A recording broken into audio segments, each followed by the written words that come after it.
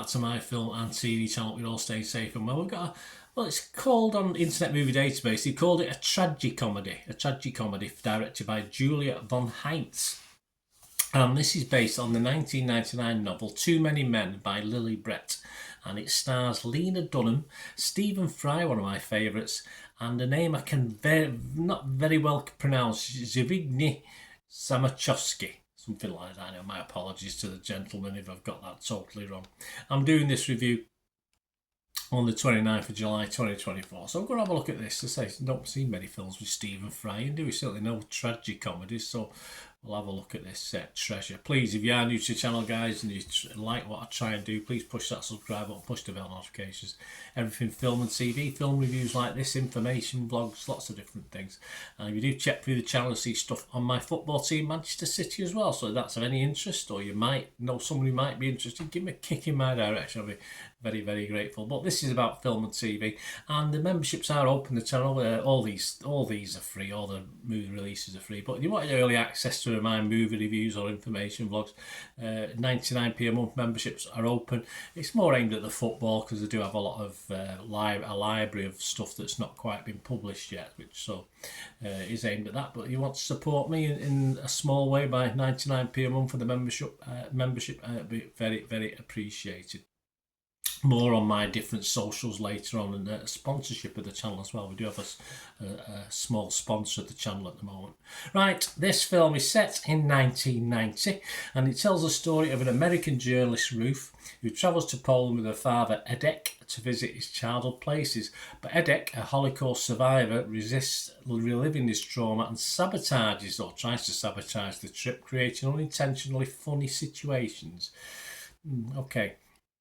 This was released in the US on or around June the 14th, 2024, so check your territories for availability. It'll probably be on streaming, various sources, different territories, of course.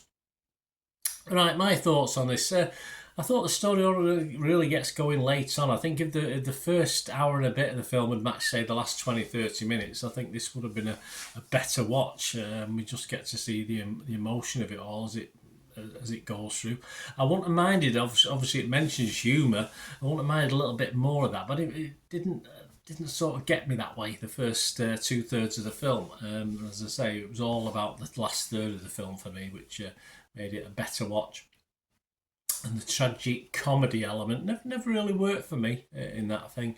I thought it was a good pairing. Stephen Fry, of course, alongside, I forgot the lady's name now, Lena Dunham, was a good pairing, although I don't think the chemistry quite works in a father-daughter sort of way, either good or bad, for when they fell out or when they were friends. But I think a better script, certainly for that first 2/3 of the film, might have been a little. I think they would have done better with it a bit. As I say, it didn't quite work at times for me, and it's an interesting story, a very poignant story. I just don't think it was told that well. I just don't think it was.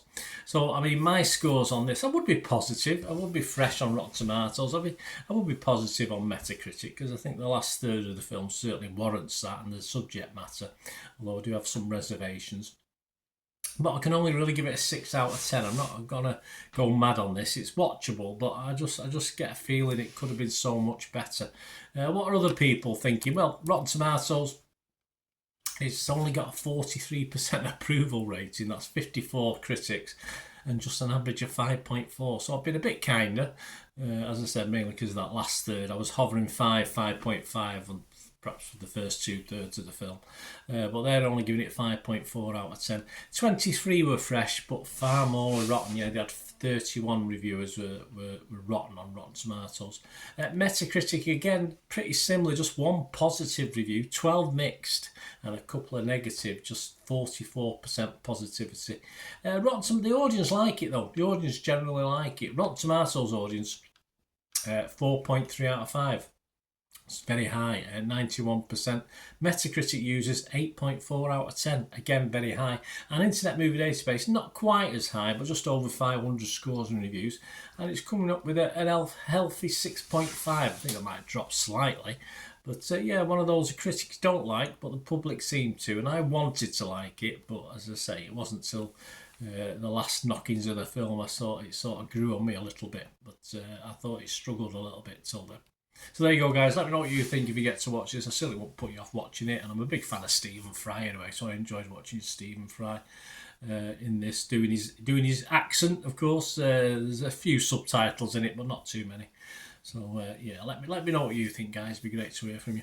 And as I said, we do have sponsors of the channel at the moment. It's a little firm who's got an eBay shop called Piat6505. They do rare DVDs and a lot of movie posters from the 90s and the 2000s, and obviously a lot of famous actors, etc. There's some in the background there, posters.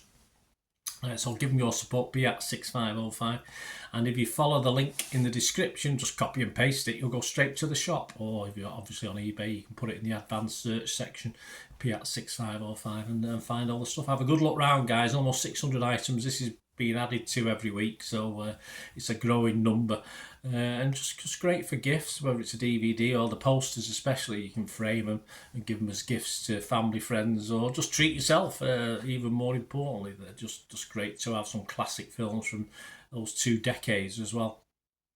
So yeah, get along, and if you do quote me, if you quote me on when you order, you automatically get a 10% refund as well. So there you go.